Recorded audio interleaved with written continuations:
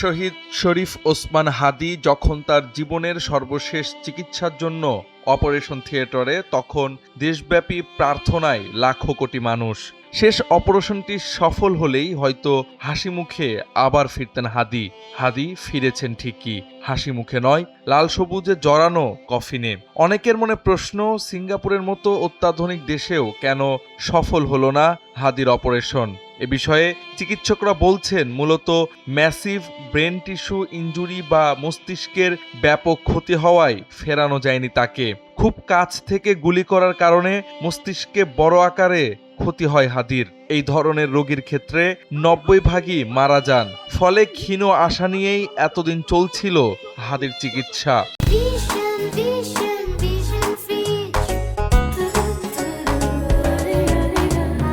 রাজধানীর national institute of neurosciences হাসপাতালের নিউরোট্রমা surgery বিভাগের অধ্যাপক ডাক্তার মোহাম্মদ মাহফুজুর রহমান এক সংবাদ মাধ্যমে বলেন, গুলির যে শক্তি তা অত্যন্ত গতিতে আসায় মস্তিষ্কে সরাসরি আঘাত হানে। গুলি সেফ সাইডে না লাগলে এ ধরনের রোগীকে বাঁচানো প্রায় অসম্ভব হয়ে যায়। হাদীর ক্ষেত্রেও তাই হয়েছে।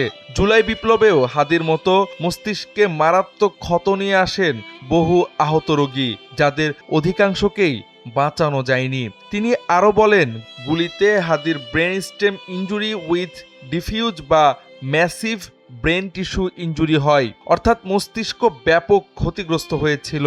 ফলে শেষ অপারেশনটা আর সফল হয়নি।